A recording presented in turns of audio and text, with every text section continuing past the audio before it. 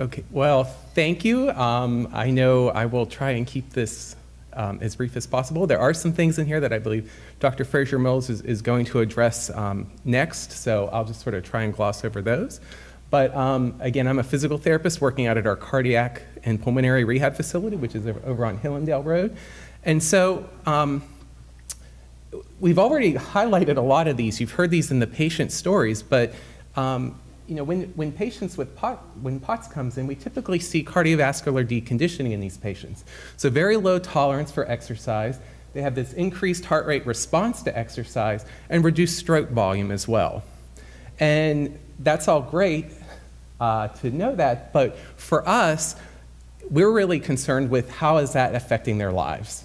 And we've heard that through these patient stories before, that they have now all of a sudden with that diagnosis, all of a sudden they have problems with even just doing their basic ADLs, toileting, grooming, dressing, those types of things, as well as sort of the normal everyday activities, cleaning, cooking, shopping, taking care of the children.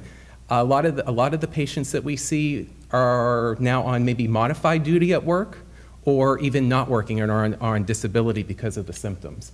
And then they lose that ability to participate in any sort of leisure activity or even get out into the community. And so we've heard that several times, is that a lot of these patients, they spend the majority of their days lying supine. Oops. Oh, there we go. Okay. So the exercise protocol that was developed was actually developed by Dr. Benjamin Levine down in Dallas. And he used his protocol and he did a study, and just sort of glossing over this, but he looked at the stroke volume and their oxygen uptake during exercise. And of course, he found that patients before they started the exercise had lower stroke volumes, but that oxygen uptake and cardiac output relationship was normal. But then after they started exercising for 3 months, all of a sudden they have increases in stroke volume, they have increased peak oxygen uptake, and as well as better heart rate recovery. So now all of a sudden we start to see the hallmarks of some cardiovascular conditioning going on. And so, oops, there we go. The protocol is actually a 6-month protocol that was developed. There's also 2 pre-month protocol, or 2 months of pre-month training, which we use in patients who are severely deconditioned. The problem that we have found with these protocols is that day 1, month 1, the patients are actually exercising, or moving, I should say, for 50 minutes. So, which is just crazy if you have not been exercising or moving around at all, and all of a sudden you say, the patients get this information from clinic, and they see, oh my gosh, I have to exercise for 50 minutes. And so it's very, very anxious for them to come in and think about that first appointment. So even that pre-month 1, day 1, that one they're even exercising for 15 minutes. So even some patients come in, that's even too much for them. So as Dr. Fraser-Mills alluded to, we spend a lot of time even just getting to know the patients in the first couple days, sort of trying to figure out where are they and where can we best start with them. So we use these protocols not to follow exactly, but just to help guide us. The patients all start with recumbent exercise. The recommended exercise through the protocol is actually a rowing machine, of all things. And if anyone's ever gotten onto a rowing machine at their gym, you realize it's extremely difficult to be on there for 5 or 10 minutes, let alone 50 minutes. So, so we actually don't use the rowing machine. We actually start with a recumbent bike. So that's another option for us. A third option is actually swimming. We do not have a pool at our facility, so we pretty much stick with the recumbent bike, or we stick with recumbent Stairmaster. The patients exercise aerobically 3 days a week, and then 2 days a week they're supposed to do strengthening exercises. And those strengthening exercises are mostly focused on the major muscle groups down in the legs and also the core musculature to help improve venous return. So those exercises we tend to introduce after the first couple of weeks that they've been with us. We get a sense of sort of where they're at. We also get to know what equipment, what do they have access to at home, so that we can help tailor the exercises to what they can do on their own. because, again, they're doing this on days in between the aerobic activity, they're actually doing this on their own at home. Okay.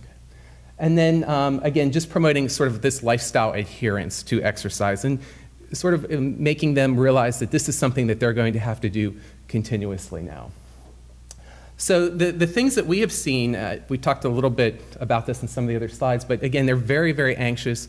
I think Jessica alluded to the first session, she laid down and cried, and that is true. And I will say that she was actually the second patient that came in with this. And my thought at that point was, what did we get ourselves into? And is every patient going to be like this? But it's not. It's actually turned out to be an absolutely wonderful experience working with these patients. But we do have these barriers that we have to sort of break through in order to get them to be compliant with what we're trying to do. Initially, they are going to experience exacerbation of their symptoms. So a lot of them say they come in and the first day that they're exercising, they're going to go home and they're going to crash and they're going to be out of it the rest of the day, sometimes even the next day. Okay. So just preparing them for that possibility as well. Even when they are doing well, they still can have bad days. And so I know a lot of us want to think about sort of the magic pill that's going to solve everything, and while this helps, there are certainly bad days that go along with it. So making them realize that just because you have a bad day or a bad week isn't really a setback, right? Major setback, it's just something temporary that we can actually get through. And then you've also heard some mention in terms of like illness and menses can exacerbate symptoms. And so just sort of preparing them for that possibility as well. Other things that we've seen, transportation issues. We've heard that, trying to find somebody to get yourself to be able to drive to these appointments. Previous exercise experience. This is actually a big one that we have found. And the reason for that is that a lot of patients that come in are, again, they're young, they're female. We've actually found that a lot of them are used to exercising on a regular basis. And so they think, okay, I can do this. I can go out and I can be on that bike for 30 minutes and it's not a problem. And they actually go out and they overdo it. And then they tend to exacerbate their symptoms even more. And so even just sort of getting them to realize that, no, we actually have to start from a very low level, and we're going to progress very slowly to help prevent exacerbation of those symptoms. And then finally, some other things, just thinking about limited insurance and co-pays and things like that of course affect us all. Equipment costs, of course, what are they going to do when they're done with us? Our goal is to get them to be independent with this exercise, so trying to find resources, equipment, a gym, whatever it is that they can do on their own at home. And then finally, just their other demands of life. So things to think about, because we don't see all patients.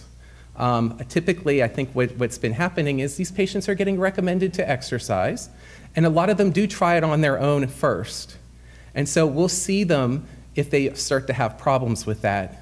Maybe they are having, they're doing a little bit too much, they're exacerbating their symptoms, and so they get sent to us to help with the training process. So if you do have patients that are exercising, just sort of thinking about, are they compliant with their medications? Are they actually hydrating enough in accordance to recommendations? Taking salt if it's appropriate or not. Wearing the compression stockings. This is one thing we found is repeated encouragement to continue with a postural training.